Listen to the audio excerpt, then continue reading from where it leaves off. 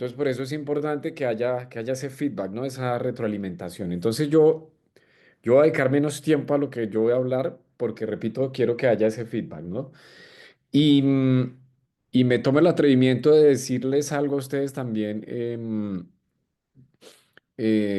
con respeto, con todo el mayor de los respetos también, y es decirles que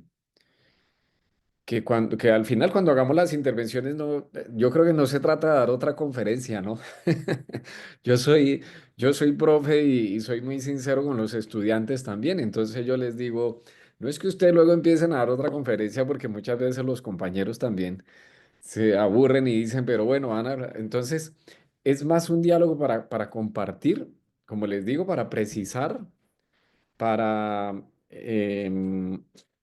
aclarar también, para complementar pronto. Es eso. Bueno, entonces, lo que voy a estar compartiendo, como les decía hace un momento, es también el resultado de un trabajo que desarrollamos por un par de años en varias partes, en varias regiones del país, principalmente con pastores, con líderes, donde abordamos estos temas de qué, qué significa o qué implica ser un hombre, ser hombres al modelo de Jesús.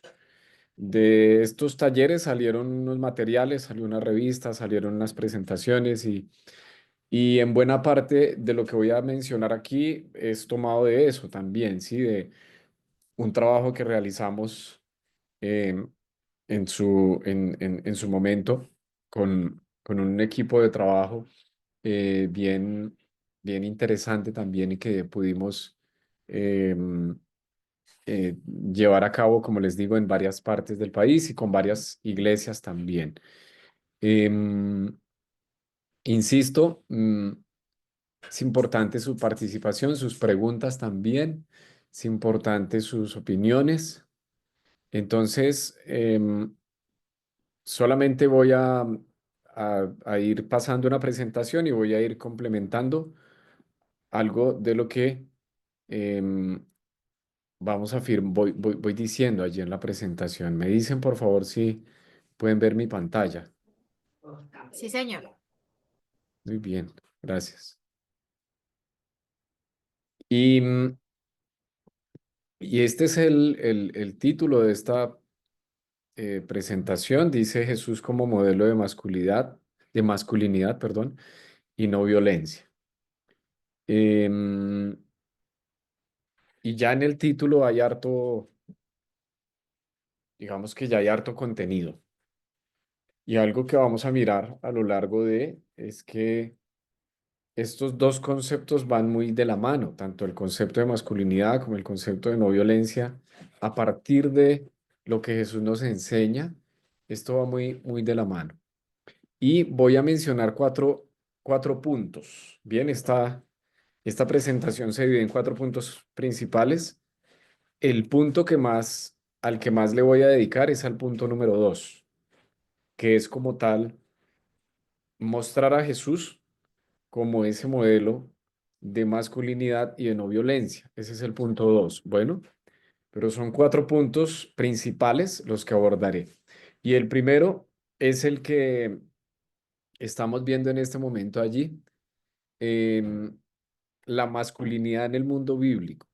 Y hay que afirmar algo eh, de entrada que creo que no es, digamos, un secreto para nadie, y es que cuando nosotros miramos el texto bíblico, mm, encontramos que este se da en contextos patriarcales. Los relatos que aparecen allí, tanto en el Antiguo como en el Nuevo Testamento, son relatos que se enmarcan en sociedades, en culturas patriarcales, como lo era la sociedad judía, poner un ejemplo, como lo era también la sociedad grecorromana, por poner otro ejemplo. Todas eran sociedades que eran patriarcales. Yo tuve la oportunidad, y lo hice, de escuchar la presentación y de ver la presentación del pastor Francisco que él hizo el martes.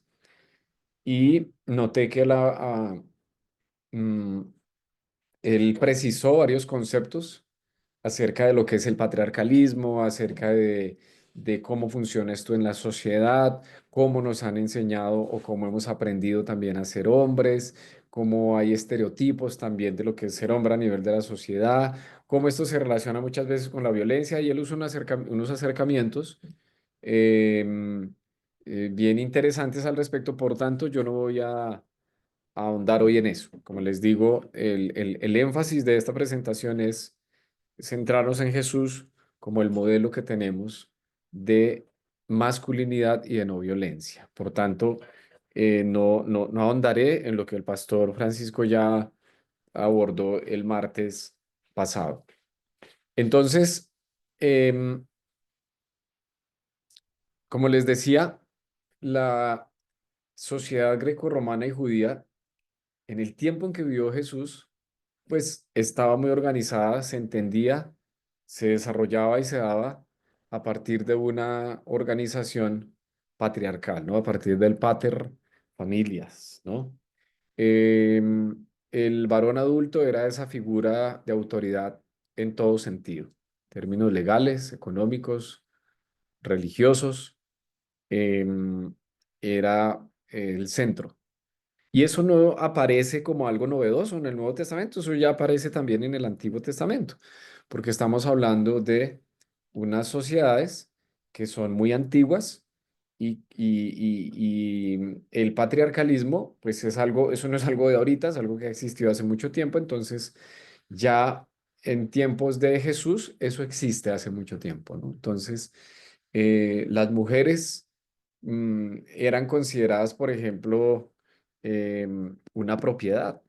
Ustedes recuerdan en el Decálogo, en Éxodo capítulo 20, cuando, cuando se están dando los mandamientos. Ustedes recuerdan eso. En Éxodo capítulo 20 dice, el 10.º mandamiento dice, no codiciarás la casa de tu prójimo, no codiciarás la mujer de tu prójimo, ni su siervo, ni su criada, ni su buey, ni su asno, ni cosa alguna de tu prójimo. Miren, la mujer hace parte de otra cosa. Está al lado de la casa, del buey, del asno. Es decir, es una propiedad del varón. En buena medida, entonces, es considerada pertenencia del varón. Le pertenece a. Y eso, repito, no es algo nuevo en el tiempo de Jesús, es algo que ya existe hace mucho tiempo. Digamos que ya es una costumbre que existía y que era vista de una manera muy normalizada a nivel de la sociedad. Entonces, en, en aquel tiempo era muy común entender y ver así a la mujer. Y el varón entonces ocupaba un lugar, digamos, también de cierto privilegio en la sociedad y así era valorado también. Y eso lo vemos en muchos ejemplos en Jesús, ¿no? En los relatos de los evangelios. Por eso es interesante hacer las lecturas de los evangelios cuando, por ejemplo, Jesús resucita al hijo de la viuda. ¿Lo recuerdan? Tal vez ustedes recuerdan ese episodio. Y cuando Jesús resucita al hijo de la viuda, claro, de allí hay muchas enseñanzas, hay muchas cosas bonitas que pasan allí, porque pues se trae a la vida a alguien que ha muerto, pero si se lee eso y se interpreta a la luz de lo que estamos hablando, estamos diciendo que también allí se está protegiendo a la mujer a quien se le está resucitando el hijo, porque las mujeres, otra vez, al no tener, digamos, lo diríamos como en términos modernos, al no tener ni voz ni voto en ese tiempo, entonces, pues, si no tenían marido, ¿hmm? ¿Quién las defendía? ¿Quién las protegía? Tenían el hijo, pero si el hijo también se moría, entonces, ¿quién las defendía? ¿Quién las protegía? Eran más vulnerables aún, ¿no? Y es bien interesante eso, que miremos cómo Jesús se relaciona con la vulnerabilidad y cómo Jesús entiende lo vulnerable. Yo creo que eso es algo importante para pensar, porque cuando pensamos en términos de masculinidad o de ser hombres, por lo general, conceptos como vulnerabilidad o conceptos como fragilidad también, no es lo mismo, pero son conceptos para pensar.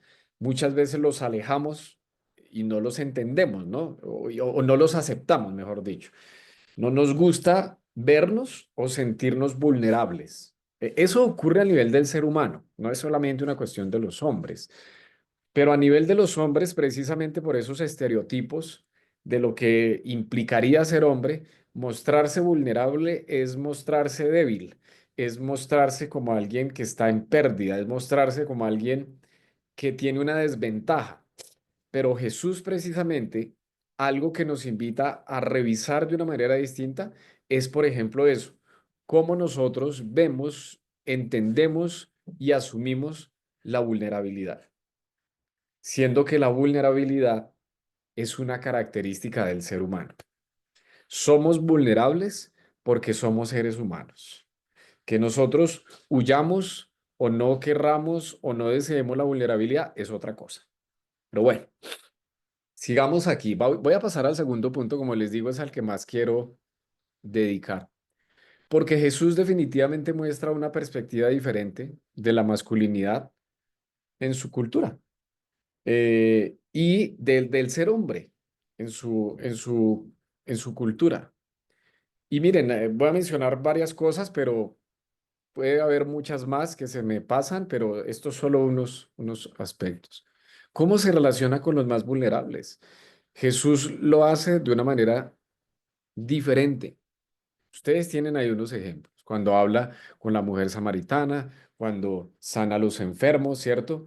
Cuando se acerca a los niños, a las niñas, como que eran todos ellos, eran personas más vulnerables en la sociedad. Pero Jesús precisamente ante los más vulnerables, más les acoge, más les cuida, más les protege, ¿sí? Más les acompaña. Es bien, el concepto de vulnerabilidad es un concepto muy interesante. Em, hay una autora argentina, ay, ahorita me va el nombre, voy a buscar el nombre y se los paso, que aborda el tema, el concepto de la vulnerabilidad. Y ella usa una imagen que me parece interesante para que para que la tengan presente. Miren, ella habla de la vulnerabilidad y dice, imaginémonos una cebolla cabezona. Ella no dice cebolla cabezona porque es argentina y allá no le llaman así a la cebolla cabezona, pero nosotros aquí en Colombia lo entendemos. Si la mayoría de los que estamos aquí somos colombianos o estamos en Colombia. La cebolla cabezona es esa que tiene capas, capas. Y ella dice que la vulnerabilidad viene así, que todos los seres humanos somos vulnerables por el hecho de ser seres humanos, pero como una cebolla cabezona, hay unas capas, ¿sí? Hay unas capas de la vulnerabilidad. Por tanto, unos son más vulnerables que otros, ¿sí? En una sociedad todos somos vulnerables, pero la vulnerabilidad va cambiando y unos van siendo más vulnerables que otros, dependiendo sobre todo de factores sociales, culturales, económicos, o puede decir también religiosos, políticos, pero esos distintos factores hacen que unos sean más vulnerables que otros, ¿sí? En tiempos de Jesús, por ejemplo, los niños, las niñas eran más vulnerables. No eran considerados personas, de hecho. Las mujeres, ustedes lo saben también, hay tantos ejemplos en la Mishnah y en otros textos de los judíos de cómo se refieren a las mujeres, ¿no? Y ellos diciéndole en sus oraciones que gracias Dios que no me hiciste gentil, no me hiciste perro, no me hiciste mujer. Es oraciones muy comunes muchas veces entre ciertos rabinos de ciertas tradiciones judías. Es decir, eso hace que la mujer en ese contexto pues sea más vulnerable, ¿sí? Pero recuerden, esa metáfora de las capas ayuda, porque no siempre se es igual de vulnerable en todas partes y de la misma forma. No todas las mujeres son igual de vulnerables, ¿sí? Depende de muchas cosas. Depende de factores sociales, de factores culturales, de factores, bueno, en fin. Hay un libro por ahí que se llama, disculpen que por ahí se me vienen a la cabeza a veces libros, entonces. Hay un libro que se llama, ay, Dios mío, se llama Negra. mujer y desplazada. Ese es el nombre, negra, mujer y desplazada. Y ese texto es escrito por una mujer que trabaja con mujeres que fueron desplazadas del Chocó y que están en Antioquia, principalmente en Medellín. Negra, mujer y desplazada. Miren, eso es un ejemplo de tres factores de vulnerabilidad de una mujer, ¿no? Ser negra, ser mujer, ser desplazada. Son factores de vulnerabilidad. Bueno, pero miren, Jesús y su relación con la mujer. Jesús demostró actitudes muy diferentes a las que se esperaban en su tiempo de un varón, de un hombre, ¿no? Entonces él, por ejemplo, se deja interpelar por la mujer. Recuerden el caso de la mujer sirofenicia, ¿no?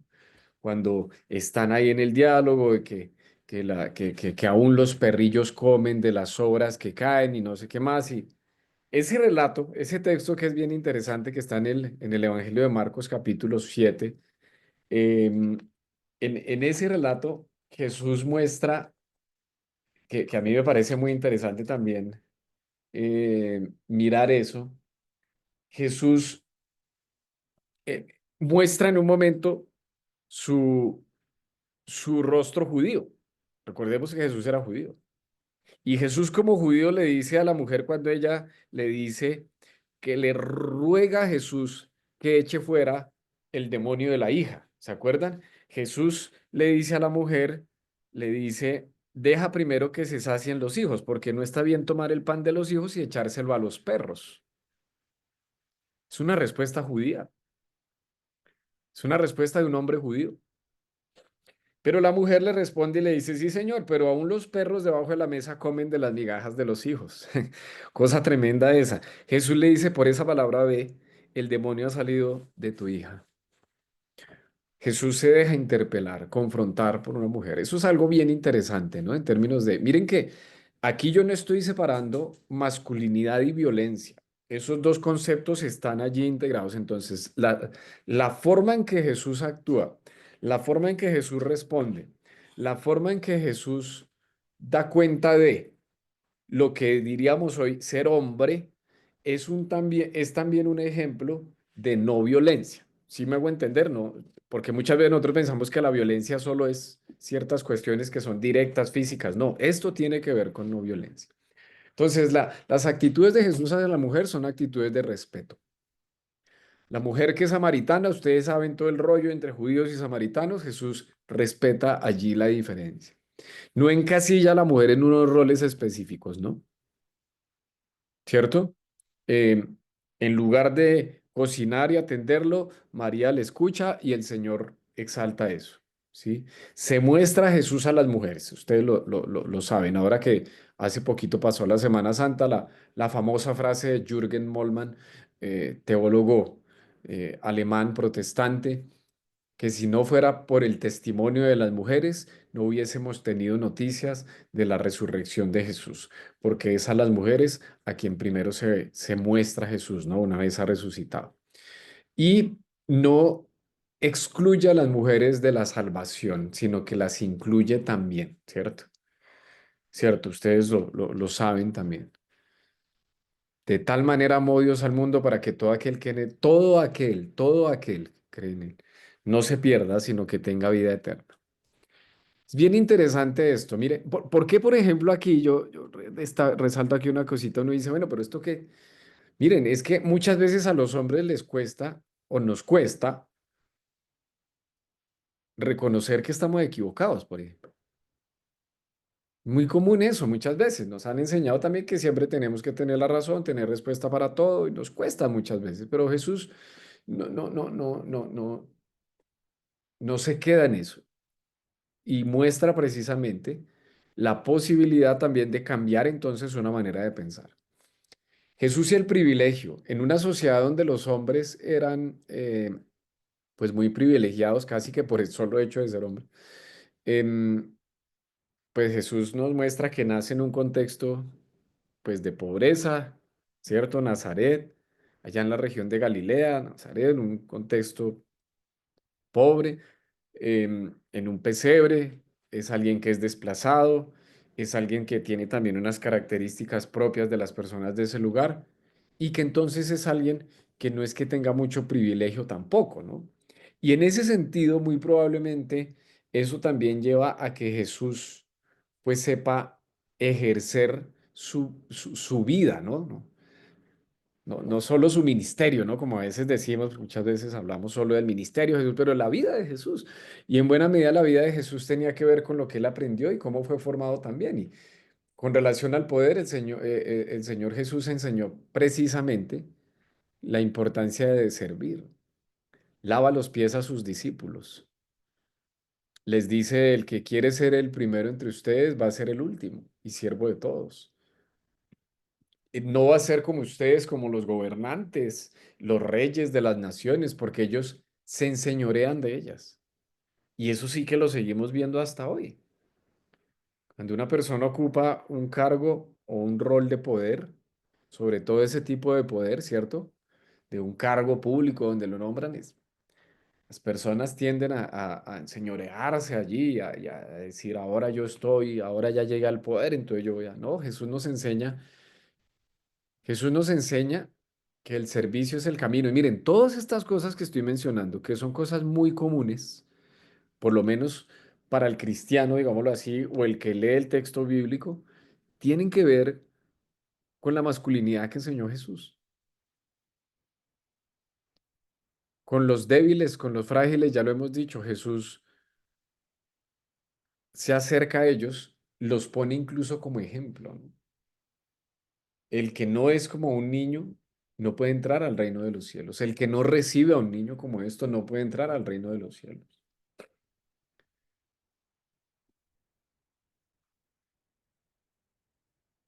Nos enseñaron también muchas veces que no, los hombres no lloran, que los hombres no se retiran de una pelea, que el que es varón tiene que saber llorar por dentro, que no, pero Jesús nos muestra que él sabe expresar las emociones, los sentimientos, ¿no? Llora, siente miedo, se enoja, es decir, em, es firme cuando tiene que ser firme también.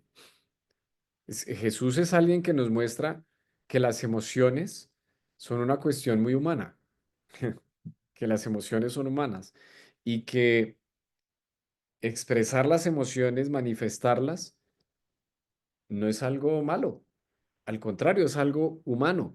Y creo que eso sí es algo que necesitamos seguir trabajando mucho nosotros como hombres, porque nos cuesta muchas veces eso, ¿no? Eh, expresar las emociones de una manera correcta. El típico ejemplo que nos dice, no, que los hombres no lloran, el típico de no mostrarse uno frágil o débil o triste o que no puede o impotente, que no sabe mostrarse ignorante. Entonces, muchas veces eso hace que nosotros pongamos unos escudos ahí, unas barreras que nos generan mucho daño. Miren, no gestionar bien las emociones genera enfermedades. A poner un ejemplo, para decir algo muy sencillo. Todo ese poco de enfermedades, gastritis, que no sé qué más cosas que nos dan, dolores así de migraña, de cabeza fuertes, todo eso. Muchas enfermedades tienen que ver con que nosotros no aprendemos a gestionar nuestras emociones y no aprendemos a tener cuidado de nosotros mismos. Y no tenemos cuidado de nosotros mismos porque no hemos aprendido eso, no nos han enseñado eso. Muchas veces nosotros, cuando hablo, esto no es una charla sobre eso, pero cuando hablo de la ética del autocuidado, una de las cosas que menciono es que muchas veces nosotros prestamos atención a nosotros es cuando estamos enfermos o cuando viene el dolor. Nosotros prestamos atención, por ejemplo, a nuestro cuerpo cuando viene el dolor, cuando viene la enfermedad. Y eso es una cosa que no debería ser así, no debería ser en esa forma únicamente. Es decir, no tenemos que esperar a estar enfermos para tener cuidado de nosotros mismos. Em, Jesús, con lo diferente, supo tratarlo también. cuidarlo, acercarse, ¿sí? Esa opción de Jesús por los marginados, por los pecadores, por los publicanos, las prostitutas. Bueno, siempre Jesús fue respetuoso, eh, acompañó, sanó, liberó y precisamente también amó. Lo que la sociedad rechaza, Jesús, Jesús lo ama. Y eso es algo importante que lo tengamos presente porque fácilmente nosotros caemos en lo que la sociedad valora. Entonces, si la sociedad rechaza algo, yo lo rechazo también porque la mayoría lo hace. Si la sociedad acepta algo, yo lo acepto también porque la mayoría lo hace. Y creo que es importante aprender a ser sabios. Miren, el tema de la no violencia está en muchas partes en Jesús. Ya todo lo que hemos mencionado tiene que ver con no violencia. Pero también hay ejemplos clarísimos de esa violencia física, de esa violencia directa, de esa violencia armada. Em, Jesús enseñó eso muchas veces. Amar al prójimo, amar al enemigo incluso, no pagar mal por mal, em, no responder a la violencia con violencia. Si bien es cierto que en Proverbios, en otras partes de la Biblia, se habla muchas veces de la disciplina por medio de los golpes, Jesús no enseñó eso. Y si muchas veces la gente dice, bueno, pero ¿cómo así que, que yo no le puedo pegar a mi hijo, siendo que la Biblia dice, ahí hay que tener cuidado con cómo nosotros interpretamos la Biblia y cómo leemos la Biblia, porque la Biblia dice muchas cosas. Bueno, la Biblia dice muchas cosas. Em, y tenemos que aprender a, a, a interpretar lo que la Biblia eh, dice. Porque repito, la Biblia dice muchas cosas. Y si usted solamente coge la Biblia y la lee así, sin una interpretación correcta, usted puede terminar cometiendo atrocidades también. Cierto, la Biblia menciona genocidios, la Biblia menciona masacres, la Biblia menciona la poligamia, ¿cierto? La Biblia menciona incestos. Entonces uno dice, es que la Biblia lo dice, entonces yo por eso cometí un incesto.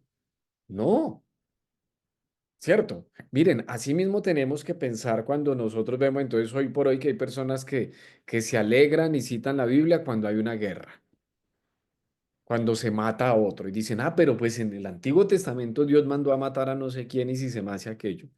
Y entonces, ¿por qué ahora no? ¿Cómo estás interpretando la Biblia?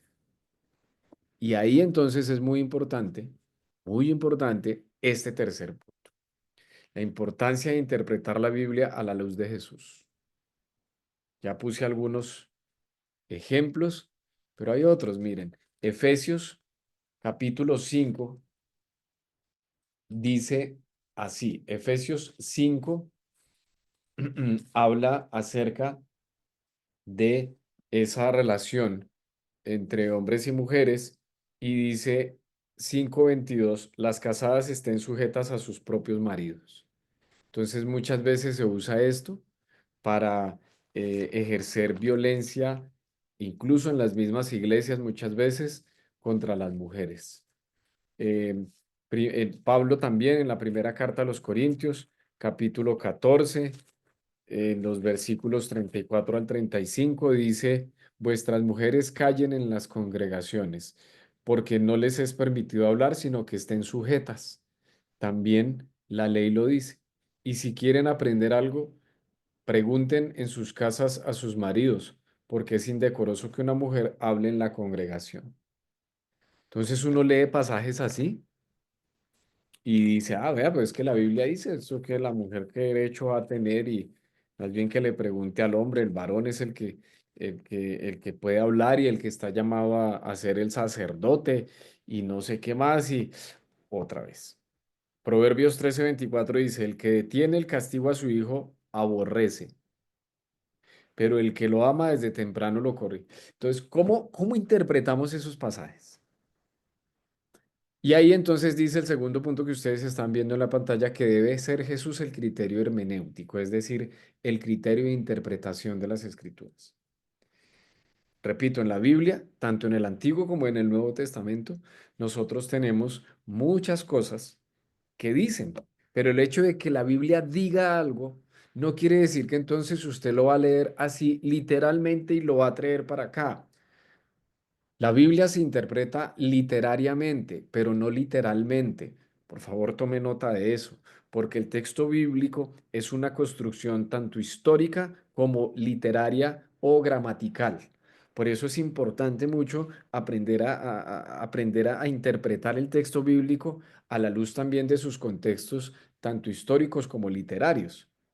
Entonces, cuando usted se acerca a un pasaje, mire cómo Jesús interpretaría ese pasaje. Mire cómo ese pasaje se entiende a la luz de lo que enseñó Jesús. El mismo Jesús lo dijo. Ustedes oyeron que fue dicho, ojo por ojo y diente por diente. ¿Sí o no? Lo veíamos en el pasaje anterior. Pero yo les digo, miren, el mismo Jesús toma las escrituras, la palabra, lo diríamos en estos términos, la Biblia. Jesús toma la Biblia y dice, miren, allí está escrito eso, pero yo les digo, ¿por qué? Porque Jesús es la máxima autoridad. Porque nosotros estamos llamados a interpretar la Biblia de una manera ética, de una manera cristocéntrica, de una manera que transforme realidades de violencia, de opresión, de maldad. Jesús es el referente para interpretar la Biblia. Ah, entonces ¿eso qué quiere decir? Que no leo el Antiguo Testamento, que no leo las cartas de Pablo. No, no, no estamos diciendo eso. Lo que estamos diciendo es que tanto el Antiguo como el Nuevo Testamento sean interpretados con ese criterio hermenéutico de Jesús. Que eso que yo estoy leyendo en el Antiguo, en el Nuevo Testamento, esté en línea con lo que dijo Jesús, con lo que hizo Jesús, con lo que enseñó Jesús. Miren, un ejemplo sencillo, el caso del famoso rey David. David, ustedes saben que es considerado el rey, como el rey, ¿cómo se dice? Como prototipo, ¿no? De Israel, el rey. Y David en el texto bíblico, en los relatos que tenemos en los libros de los reyes precisamente que hablan de él, nos muestran que David hizo cosas buenas, pero también hizo cosas malas. David se nos muestra, por ejemplo, cuando es un pastor y cuando es un tipo allá en el campo que va y le lleva la comida a sus hermanos que están en la guerra. Acuérdense ustedes que Dios le dice a Samuel que vaya, que lo va a escoger y tal, y él lo mira que es chiquitico, entonces Dios le dice, no, no se fije en su estatura, sino en su corazón, porque el Señor no mira lo que ven los hombres, sino el corazón. ¿Se acuerdan? Y recuerden el episodio de cuando se enfrenta a Goliat y cómo entonces él defiende al pueblo y muestra la valentía. Entonces, hay acciones de David que son buenas acciones, pero David también es el mismo que un día estaba en la terraza y vio a una mujer allá que le gustó y dijo, uy, a mí ella me gusta. Y dijo, ¿quién es? Y le dijeron, mire, ella es la esposa de tal. Y ese tal era alguien que trabajaba para él. Y entonces David dice, manden a ese tipo al frente para deshacerme de él porque yo me quiero quedar con esta mujer. Entonces, miren, el David en cierta forma manda a matar a este tipo para quedarse con la mujer. ¿Ustedes creen que Jesús estaría de acuerdo con ese David? Pues no. Entonces, y así uno puede poner muchos ejemplos de la Biblia. ¿Sí me hago entender? Puede ser David, puede ser Moisés, puede ser Elías, puede ser el que sea, pero pongámoslo siempre al lado de Jesús. Y entonces que Jesús sea el que hable y no ellos. ¿Se acuerdan ese otro episodio cuando Jesús sube al monte de la configuración? Yo sé que ustedes lo recuerdan. A eso lo llaman el monte de la transfiguración, perdón. Cuando Él se transforma. ¿Sí se acuerdan? Que Él sube con dos de sus discípulos y sale una voz de los cielos por ahí que dice, em, em, que se aparece a un lado, ¿cómo es? A un lado se aparece Moisés y al otro lado se aparece Elías, ¿cierto? Yo no estoy viendo el pasaje aquí, espero no decir una herejía. Si la digo es porque no tengo el texto aquí a la mano, pero estoy tratando de no ser hereje. Entonces, sale una voz del cielo, se le paró a un lado Elías a Jesús y al otro lado se le paró Moisés. Mire, Moisés representa la ley. Elías representa a los profetas, que son las máximas autoridades para los judíos. Pero la voz que sale del cielo le dice a los que están ahí con Jesús que escuchen a Jesús, a él oíd. ¿Qué quiere decir? Que la voz de Jesús está por encima de otras voces. Que la voz de Jesús es una voz superior a la hora de interpretar la Biblia. Por eso la interpretación bíblica debe ser una interpretación que haga justicia a las palabras de Jesús. ¿Sí? La interpretación bíblica debe hacer justicia a lo enseñado por Jesús. Lucas 24-27, los dos que van por el camino a Emaús. Jesús dice el relato, que comenzando desde Moisés y siguiendo por todos los profetas, les declaraba en todas las escrituras lo que de él decían. Es decir, las escrituras apuntan a Jesús y los autores del Nuevo Testamento buscan eso precisamente en las escrituras. Por eso en el Nuevo Testamento nosotros tenemos que ellos lo que quieren es mostrarnos a Jesús. Por tanto, nuestra hermenéutica bíblica, nuestra interpretación de la Biblia debe ser a la luz de Jesús, porque o si no terminamos nosotros legitimando fácilmente muchas formas de violencia, desde violencias simbólicas hasta violencias directas, justificando, miren, desde el mal uso del poder hasta un genocidio. Cuando nosotros no interpretamos el texto bíblico a la luz de Jesús, las implicaciones éticas de eso pueden ser muy lamentables. Y finalmente mencionar esto, otra vez, hay muchas violencias que se ejercen también en las iglesias y muchas de ellas tienen que ver con lo que estamos hablando. Muchas de estas violencias se dan porque em, se interpretan las escrituras de una forma que no es. Aquí hay unas, pero esto no es algo exhaustivo. Violencias basadas en género, la subordinación de las mujeres, la justificación de la violencia doméstica. ¿Cuántas veces uno ha escuchado casos, testimonios de mujeres que dicen, no, es que yo no me separo de mi marido porque el pastor me dice que no, porque yo me casé para toda la vida y él es la cabeza, él me pega, él me maltrata, él me violenta, él es infiel, pero yo tengo que amarlo porque yo prometí amarlo y porque hay que tener cuidado con eso, porque se perpetúan, se legitiman muchas formas de violencia contra los niños, contra las niñas, las violencias también que se ejercen, la violencia directa, el maltrato infantil. Ah, es que es mi hijo y la Biblia dice que yo lo tengo que corregir y que si lo amo entonces le tengo que cascar y que que la vara y que no sé, entonces los judíos usaban una vara, entonces esa vara era no sé qué y entonces por eso yo le dije, uy, Dios mío, hay que tener cuidado con eso, mucho cuidado. Y miren, muchas veces las personas interpretan los textos así no porque sean malas, no por maldad, sino porque es lo que han aprendido también, es lo que les han enseñado. Por eso les decía al inicio que Dios nos ayude también a desaprender cosas que es necesario desaprender. Violencia espiritual, abuso espiritual, manipulación emocional en las iglesias. Ay, Dios mío, eso hay tanta violencia que hay también, donde se aprovechan también de la autoridad que hay. Mire, yo no sé entre ustedes quién sea pastor o quién predique o quién tenga, pero si hay alguno, ustedes lo saben. Pero estar uno en un púlpito o en una tarima o coger un micrófono y hablar a muchos, eso es tener poder. Eso es poder. Y si uno no usa ese poder para servir a otros, sino para manipular a otros, eso es facilito que se puede hacer. Hay violencias estructurales, exclusión por clase, por género, por edad.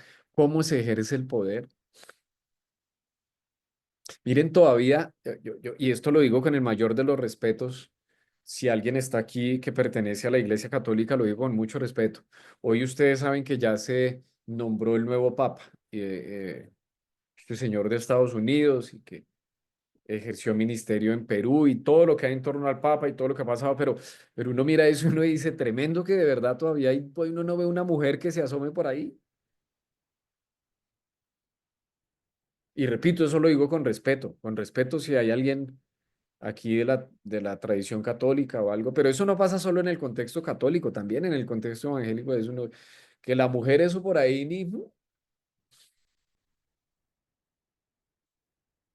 Dios mío, eso es, no sé, estamos todavía muy en deuda de verdad con, con, con la sociedad en buena medida.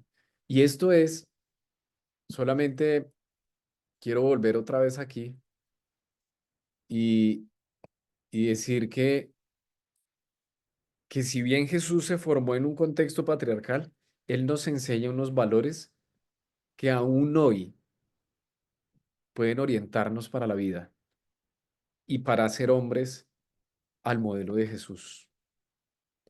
Miren ustedes que yo no usé la expresión en ningún momento, ni está en las diapositivas porque yo sé que a veces eso genera a veces algún ruido, pero yo no usé la expresión nuevas masculinidades ni nueva masculinidad, y eso es intencional.